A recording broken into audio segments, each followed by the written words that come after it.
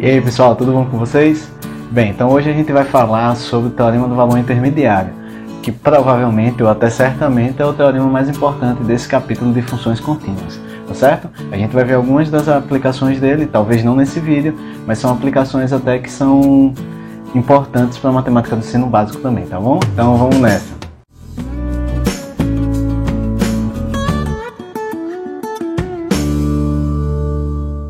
Bem pessoal, então vocês já conhecem o teorema do valor intermediário lá do cálculo, certo? A gente vai demonstrá-lo aqui, beleza? E como eu já falei, ele é muito importante, provavelmente o mais importante do capítulo de funções contínuas, tá? E ele diz o seguinte: seja f uma função contínua no intervalo fechado AB em R, tá? F é contínua em um intervalo. Se D é um número que está entre f de A e f de B, tá? Eu estou considerando aqui f de A menor do que D, menor do que f de B, mas poderia ser f de B menor do que D, menor do que f de A, sem problema algum, tá? Mas se D está entre f de A e f de B, então existe um valor entre A e B tal que f de C é D, tá? Ou seja, a função f, ela compreende todos os números que estão entre f de A e f de B, tá? Vamos fazer aqui só um desenhozinho, tipo de cálculo mesmo, tá, pessoal? Tipo de cálculo mesmo, tá, pessoal? Veja, o que a gente está falando aqui? Olha, você tem um número A, você tem um número B, certo? Aí, digamos que você tem aqui um f de A e aqui está um f de B, beleza? Você está aqui e você está mais ou menos aqui, pronto. Essa função f, ela é contínua nesse intervalo fechado AB, beleza? Ela é contínua aqui.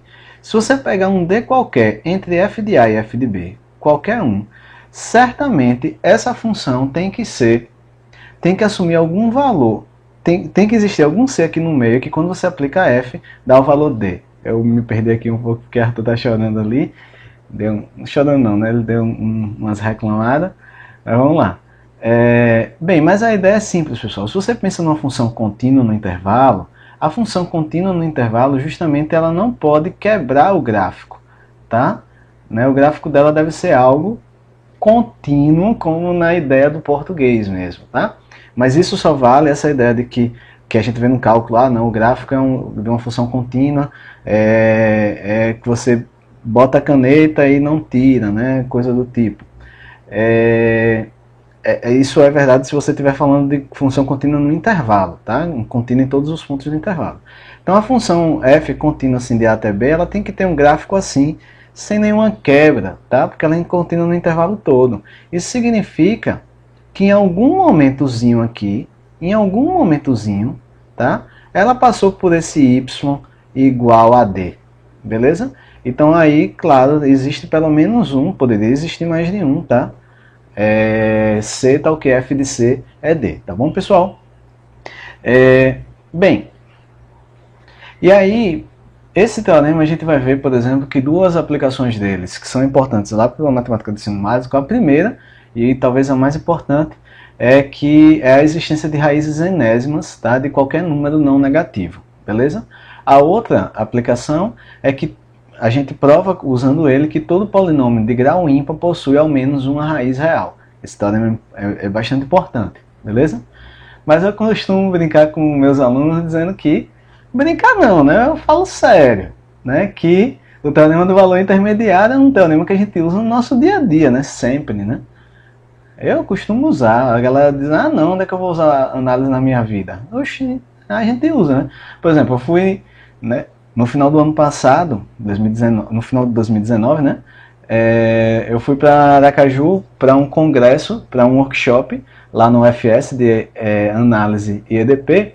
E aí eu estava na casa da minha mãe e minha irmã queria comprar um tênis para meu filho, né, Davi, mais velho, que no tempo tinha acabado de fazer 2 anos. Né? E aí ela queria comprar o tênis pela internet. A gente não estava com o Davi lá, eu estava sozinho. Tinha que comprar um tênis pela internet para ela dar no final do ano. E aí ela perguntou qual o número que ele está calçando, né?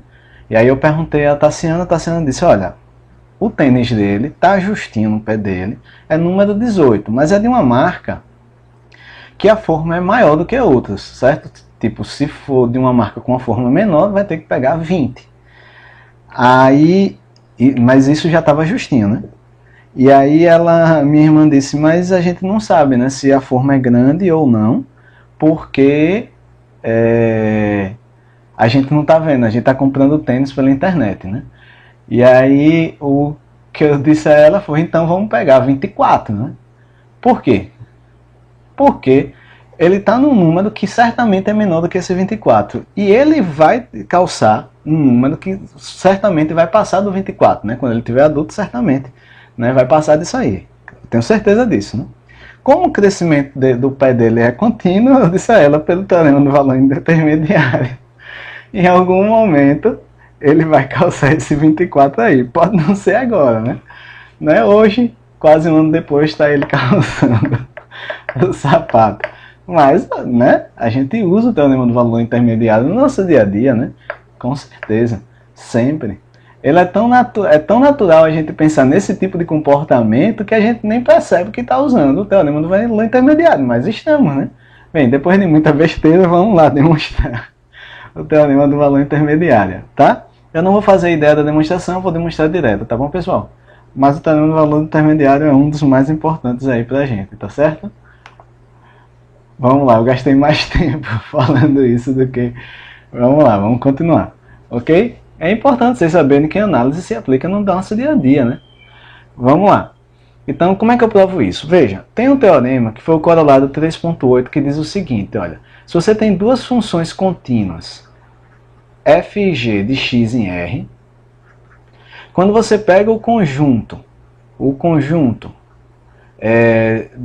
de todos os pontos do domínio, tal que f de x é menor ou igual do que g de x, esse conjunto é a interseção, ele chamou isso aqui de Z, se eu não me engano, esse conjunto Z é a interseção do domínio com um conjunto fechado. Se o domínio for fechado, então esse Z aqui, né, se x é fechado, isso implica, né, isso implica que Z é fechado, beleza? Veja o que eu vou pegar aqui, eu vou supor que f de A é menor do que D, que é menor do que f de B, tá? E aí eu vou considerar esses dois conjuntos. X pertencente ao intervalo fechado de A até B, que é o domínio da função f, tal que f de x é menor ou igual que D, e o B é f de x maior ou igual que D, beleza? Veja, o que eu quero provar é que existe um C na interseção desses dois conjuntos, né? Porque se existe um C na interseção dos dois conjuntos, então f de C é menor ou igual que D, e ao mesmo tempo é maior ou igual que D, então f de C é D. É isso que eu quero provar, que tem alguém na interseção, beleza? O que acontece é que, nesse meu caso, o domínio X, o domínio da f, é esse intervalo fechado, que é um conjunto fechado. E aí, se eu considerar, por exemplo, para a letra A, eu considero AG a função constante igual a D, eu concluo que esse conjunto A aqui seria esse meu Z, com o D com a G aqui constante igual a D. Então esse meu conjunto A é fechado pelo corolado 3.8. Da mesma forma, o meu conjunto B também. Só que aqui, claro, eu vou considerar que a F é constante igual a D, né? E a minha G se torna minha F. Esses dois conjuntos são fechados porque o domínio é fechado. Beleza? O domínio, nesse caso, é esse intervalo aqui que é fechado. Beleza? Ok, então esses dois conjuntos, eles são fechados. Então, eles são iguais aos fechos deles, tá? Respectivamente. Então, claro que a interseção do fecho de A com B é igual à interseção de A com B, porque A é igual ao seu fecho. Da mesma forma, a interseção de A com B é igual à interseção de A com o fecho de B, porque o fecho de B é igual a B. Beleza? Tá certo? Então, certamente essa igualdade aqui tripla acontece porque tanto A quanto B são fechados. Beleza? Então, eu quero provar que essa interseção não é vazia, que tem alguém na interseção. Então, vou supor por absurdo que a interseção seja vazia. A interseção de A com B é vazia. Tá? Se a interseção de A com B é vazia, olha, esse cara é vazio. Então, tanto esse é vazio quanto esse é vazio. Isso já é uma das condições para eu provar. Se eu provar, por exemplo, né, eu quero chegar que isso aqui é uma cisão. Beleza? Eu quero chegar que A união B dá esse todo e que isso é uma cisão do intervalo. Beleza? O que acontece?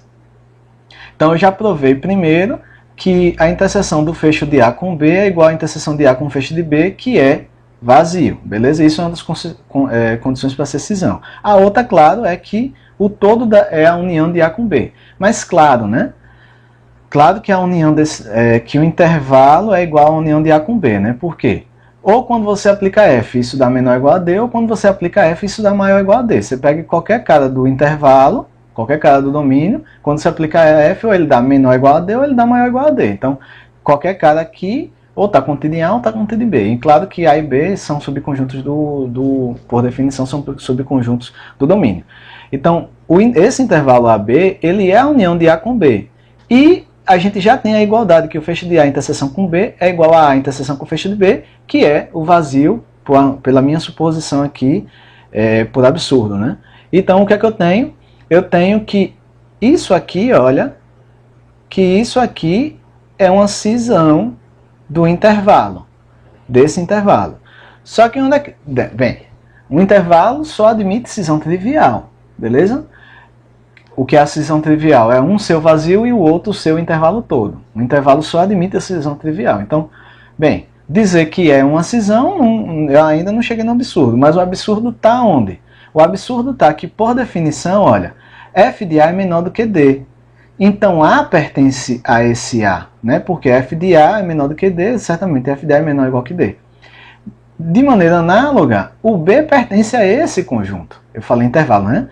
A pertence a esse conjunto e o B pertence a esse conjunto, certo? O B pertence a esse.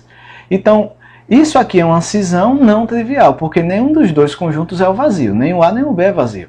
E aí sim, agora tem uma cisão não trivial do intervalo. Isso sim é um absurdo, beleza? O que gerou absurdo? O que gerou absurdo foi considerar que essa interseção de A com B era vazia, certo? Então, isso foi o que gerou o absurdo. Então, eu posso concluir que a interseção de A com B não é vazio. Isso significa que existe um C na interseção. Então, está tanto em A quanto em B. Por estar em A, f de C é menor ou igual que D. Por estar em B, f de C é maior ou igual que D. Então, claro, né, não tem para onde correr. F de C é igual a D, que é do que eu queria demonstrar. Beleza? Ok. E aí eu quero provar já um corolário. E a gente termina... esse vídeo com esse corolário, tá bom?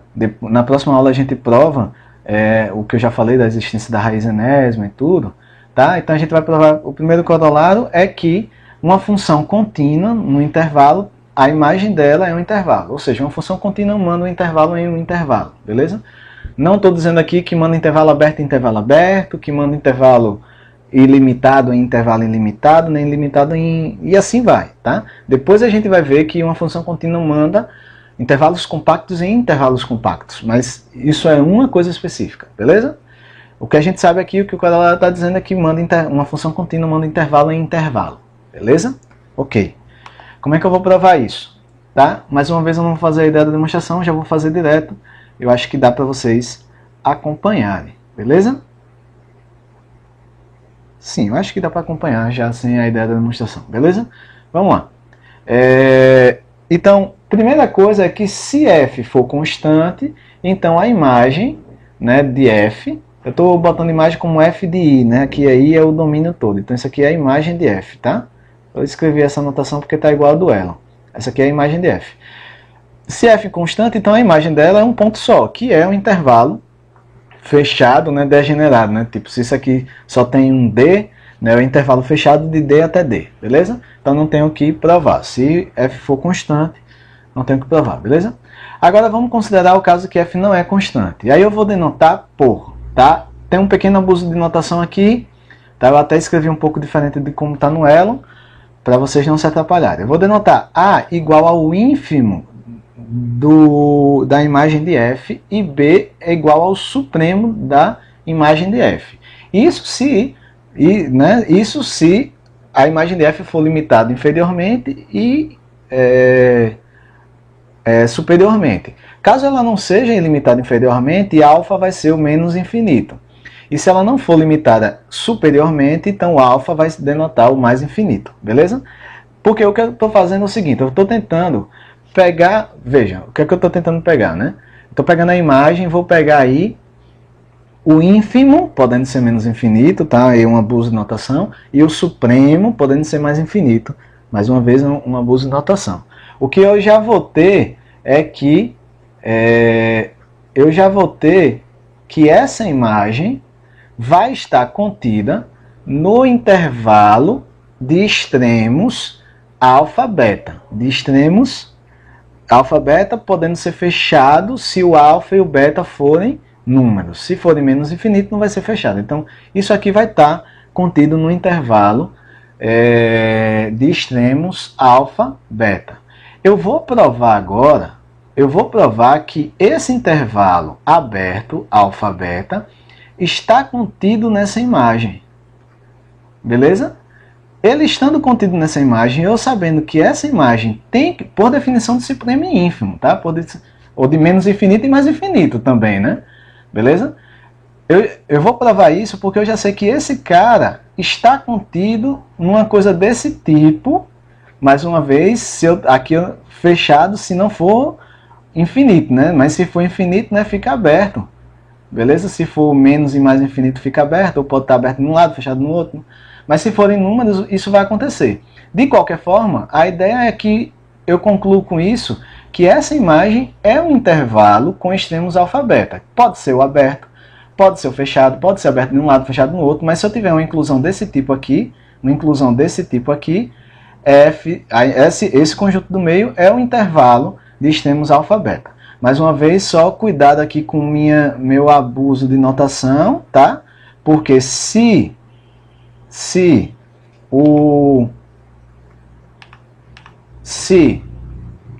o alfa ou o beta forem mais ou menos infinito, aqui não fica fechado, né? Vai ficar aberto, beleza? Ok. Eu só enfatizo muito porque teve gente que fechou o intervalo no menos infinito numa das questões aí desse período, tá bom? Ok. Então, como é que eu demonstro isso? Primeiro eu vou demonstrar isso que eu já falei, que o intervalo aberto alfa-beta está contido na imagem de f. Isto é, o que é que eu tenho que provar? Que dado um D qualquer entre alfa e beta, esse D é a imagem de alguém, né? Esse D é igual a um f de C para algum C em I, né? I é o domínio aí, que é o intervalo, né? É o domínio da f, beleza? E aí como é que eu provo isso, tá? Então vamos lá. De fato, se D está entre alfa e beta, por definição de ínfimo e supremo, ou, né, de conjunto ilimitado, né, se o alfa for menos infinito ou se o beta for mais infinito, tá? Vamos falar primeiro do supremo e ínfimo, beleza? Primeiro do supremo e ínfimo, depois eu falo de mais e menos infinito, beleza? Suponha aqui, né, que realmente o alfa seja o ínfimo de f de i, e que o beta seja realmente, quando eu digo realmente, tá? Realmente o supremo, eu estou considerando que essa imagem aí é um conjunto limitado, beleza? Se eu pego alguém maior do que o ínfimo de um conjunto, tá? Se D é maior do que o ínfimo desse conjunto, o ínfimo do conjunto é a maior das cotas inferiores. Ela é a maior das cotas inferiores. Então, se D é maior do que o ínfimo, D não é cota inferior, porque o ínfimo é a maior das cotas inferiores. Se eu pego um D maior do que um ínfimo, certamente tem que existir alguém do conjunto aqui no meio. Que conjunto é esse? F de I. Ou seja, tem que existir alguém de F de I aí dentro. Aqui no meio, desculpe. Que é um F de alguém, né? Eu estou denotando por F de A. Da mesma forma, se o supremo é maior, se o D é menor, vou até dar um espaço, se o D é menor do que o supremo desse conjunto, por definição de supremo, o supremo é a menor das cotas superiores. Se o D é menor do que o supremo, ele não é cota superior. Se ele não é cota superior, deve existir alguém do conjunto maior do que ele. Beleza? Tá bom? Aqui, na verdade, tem um menor ou igual, certo? Aqui pode ser um menor ou igual, sem problema algum. Ok? Tá certo. Menor ou igual porque o ínfimo e o supremo podem estar no conjunto, tá certo? Beleza. Ok. Tá, isso se forem supremo e ínfimo. Se forem mais ou menos infinito, é ainda mais simples, tá, pessoal? Vou dar um rascunho aqui. Se o alfa for, por exemplo, menos infinito, isso significa o quê? Significa que esse conjunto é ilimitado, minha letra está bem feia para ir rápido, inferiormente. Mas se isso aqui é ilimitado inferiormente, não tem como. Tem que ter alguém do conjunto menor do que ele. Tá? Isso implica que tem que ter alguém do conjunto menor do que ele, tá? Para algum A, né, em I. Beleza? Da mesma forma, se o beta for mais infinito, certamente significa que o f de I é ilimitado superiormente e certamente tem que ter alguém maior do que o D. Porque senão, se não existisse, né, o D seria uma cota superior e esse conjunto seria limitado superiormente, beleza? Então, ok. Em qualquer caso, né, a gente consegue um A e um B tais que o D fique entre f de A e f de B. Acabou, né? Concorda comigo? Porque isso era tudo que eu queria. Que esse D, porque eu quero provar que o D é a imagem de alguém. D estando entre a imagem de dois camaradas, D estando entre f de A e f de B, não tem para onde correr, tá? Não tem para onde correr. D estando entre f de A e f de B, pelo teorema do valor intermediário, existe algum C entre A e B, tal que D é a imagem de f de C. Tá? Só mais uma coisa, tá, pessoal? Poderia ser o contrário, né? Pode ser que o B seja menor do que o A, tá? Mas, de qualquer forma, existe um C entre A e B, ou entre B e A, tal que a imagem de C é D. Isso pelo teorema do valor intermediário, beleza? Porque, como a f é contínua, ela deve percorrer todos os valores entre essas duas imagens aqui, inclusive o D. Então, esse D é a imagem de alguém que está entre A e B, ou entre B e C, entre B e A, tá?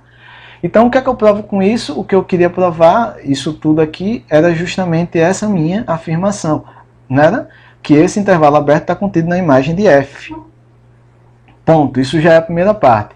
Eu só preciso agora me ligar que esse camarada aqui está contido num intervalo de extremos alfa e beta fechado, se o alfa e beta forem números, e aberto se o alfa e beta não forem números, tá?